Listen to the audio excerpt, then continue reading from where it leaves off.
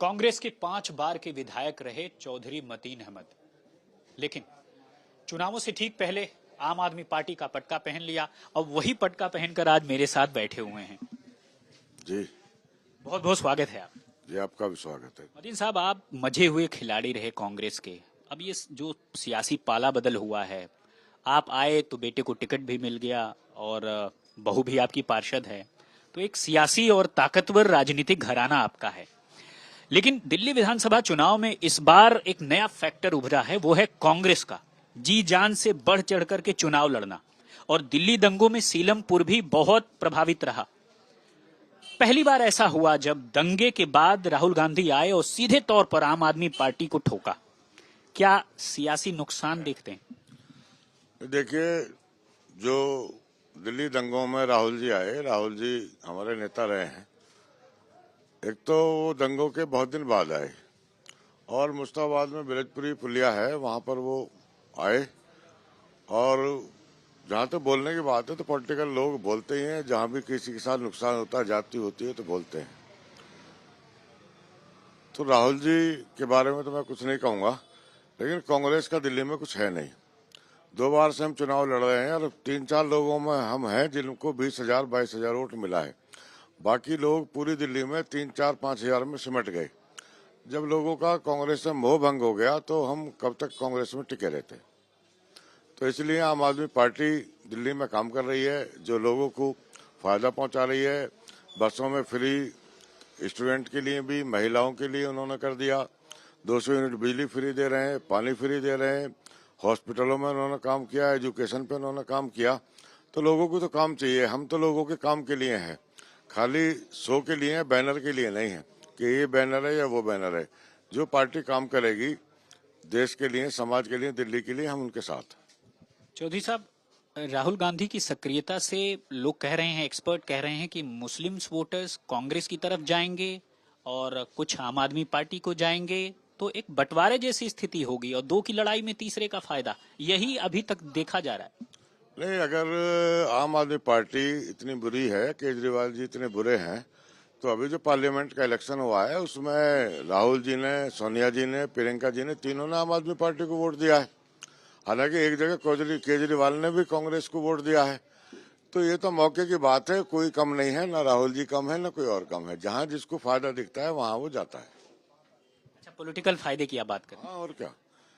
क्यों किया? पार्लियामेंट में समझौता किया ना। 4 सीटें ली, बल्कि इनको तो 3 ही सीटें मिली। इसका मतलब है कमजोर थे जब भी 3 सीट मिली, अगर ताकतवर होते तो 4 मिलती ना। तो समझौता तो राहुल जी ने भी किया है, कांग्रेस ने भी किया है। इससे बेहतर जवाब देने के लिए कोई नहीं होगा, क्योंकि पहले आप कांग्रेस में थे, अब आप आम आदमी पार्टी में हैं। तो सबसे अच्छी आवाज मुस्लिम समुदाय की कौन उठा रहा है, अरविंद केजरीवाल या राहुल गांधी? नहीं, अभी तो बात उठाने की बात ही नहीं आई है कोई। अगर ये कहें कि दंगे की बात है तो कांग्रेस के टाइम में कम दंगे हुए हैं क्या? बाबरी मस्जिद भी कांग्रेस के टाइम में टूटी है। 92 में 1000 दंगे हुए हैं। मेरठ में हुआ, मुरादाबाद में हुआ, भागलपुर में हुआ। कौन सा शहर ऐसा है जो कांग्रेस के टाइम में दंगे नहीं हुए? पूरे देश में दंगे हुए हैं। कांग्रेस में क्या उसमें किया उसने, बताओ मुझे आप। कहीं कोई सजा दिलवा पाई हो या कुछ करा हो? तो वो सबके दामन में दाग हैं, वो कोई बचा नहीं है उससे। अजय माकन तो कह रहे हैं कि अगर बीजेपी को रोकना है तो कांग्रेस को मजबूत करना पड़ेगा।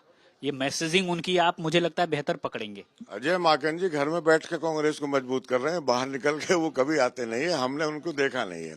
मैं कांग्रेस पार्टी में रहा हूँ, मैंने भी उनको कहीं नहीं देखा है। वो तो अंदर बैठे बैठे ऑफिस में करते रहते हैं। ऑफिस में बैठ के कांग्रेस मजबूत नहीं होगी या कोई पार्टी मजबूत नहीं होगी जब तक लोग सड़क पे नहीं आएंगे। किसी भी पार्टी के कार्यकर्ता, कोई पार्टी मजबूत नहीं होगी। आपकी इस बात पर ताली यहाँ बज गई, क्यों ऐसा हुआ? अजय माकन जी की सक्रियता पे बजी है ताली। ये उन्हें किसी ने कहीं नहीं देखा है, मैंने आज तक नहीं देखा है। यहाँ मैं 3 दिन से हूँ कांग्रेस पार्टी में, मैं रहा हूँ। मैंने कहीं कांग्रेस पार्टी ऑफिस में आते हुए नहीं देखा। वो तो बहुत बड़े नेता हैं। वो तो राहुल जी से भी बड़े नेता हैं अजय माकन तो। उनका उस वक्त आप कांग्रेस में थे, इसलिए बात में कहना लाजमी है कि उन्होंने कहा कि 2013 में जो गठबंधन हुआ वो गलती थी और लोकसभा में जो गठबंधन हुआ वो गलती थी। ऐसा नहीं करना चाहिए था और अगर बीजेपी को रोकना है तो कांग्रेस को दिल्ली में मजबूत करना होगा। अगर उन्होंने गलतियां की हैं तो दिल्ली की जनता से माफी मांगनी चाहिए उनको। उसके बाद कहें कि हाँ गलती माफ कर दो हमें, ऐसे थोड़ा ही माफ कर दिया जाएगा। आप गलती पर गलती करते रहो और दूसरा कोई चला जाए तो आप उसको ब्लेम करो। ये कौन सी बात है? आपके हिसाब से क्या था, क्योंकि उस वक्त तो कांग्रेस में रह रहे थे आप, तो मुझे लगता है सहमति होगी आपकी कि सब कुछ ठीक हुआ था। हम तो बहुत छोटे लेवल के आदमी हैं, हमारी कौन सहमति ले रहा है? तो बड़े बड़े लोगों के फैसले होते हैं, उन्हीं का फैसला था। अभी दिल्ली विधानसभा का जो चुनाव हो किस करवट बैठ रहा है, क्या लगता है आपको? सीलमपुर से और साथ ही साथ पूरे देश में खासकर मुस्लिम वोटर्स की आप आवाज माने जाते हैं, क्या कहेंगे?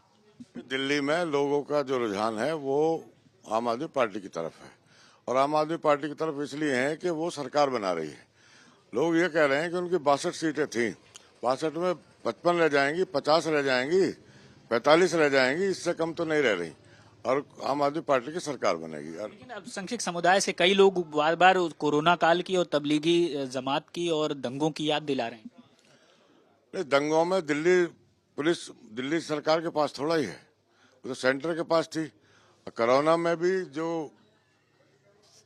वो हेल्प हो सकती है वो सरकार ने करी है उस टाइम, तो उसमें दंगों का दोष या उसका दोष कहाँ? बयान देना अलग बात है। अब मैं कह रहा हूँ कांग्रेस ने क्या कमी छोड़ी है? कांग्रेस के पास तो इतने इल्जाम है कि उनसे उठाए नहीं जाएंगे। वो कांग्रेस ने मुसलमानों के लिए क्या कर दिया, मुझे बता दो आप। लेकिन कोई ऑप्शन नहीं था, इसलिए लोग उसको वोट दे रहे थे। अब लोगों को जहां जहां ऑप्शन मिला है वहां आप देख लो, आप बिहार में देख लो आप क्या हुआ, बंगाल में देख लो आप क्या हुआ, और स्टेटों में, तमिलनाडु में, कहीं भी देख लो ना आप, जहां भी मुसलमान को ऑप्शन मिला है वो दूसरी तरफ चला गया है। दिल्ली में ऑप्शन नहीं था मुसलमान के पास, अब ऑप्शन आ गया तो चला गया आम आदमी पार्टी के साथ। यानी कि साफ तौर पर क्या मुस्लिम समाज ये सोचकर ही अभी भी वोट करेगा कि बीजेपी को हराना है? बिल्कुल यही सोचता है, मुसलमान की फर्स्ट प्रायोरिटी यही है कि बीजेपी को हराना है, और बीजेपी को आम आदमी पार्टी हरा रही है दिल्ली में 100%। लेकिन लोकसभा चुनाव में तो एक भी सीट नहीं आई। कांग्रेस की भी नहीं आई कांग्रेस की कौन सा आ गई? कांग्रेस की तो और कम वोट मिले हैं, आम आदमी को फिर भी ज्यादा वोट मिले हैं, 4 सीटें मिली हैं। तो दिल्ली में कांग्रेस मजबूत है, आप पार्टी मजबूत है? आप पार्टी कमजोर होती तो 3 सीटें होती। आम आदमी पार्टी के पास 4 सीटें थी, कांग्रेस के पास 3 थी। इन्होंने पहले ही मान लिया था ये कमजोर है। और शायद इसी वजह से अजय माकन बार बार याद कर रहे हैं कि वह एक गलती थी। बहरहाल क्या होगा दिल्ली में ये तो तय होगा 8 फरवरी को नतीजे आने के बाद, लेकिन अपने अपने तौर पर हर कोई जोर आजमाइश कर रहा है ताकि सियासी मैदान में वह अपनी बाजी जीत सके। अजय कुमार सिन्हा के साथ राम किंकर सिंह, आज तक।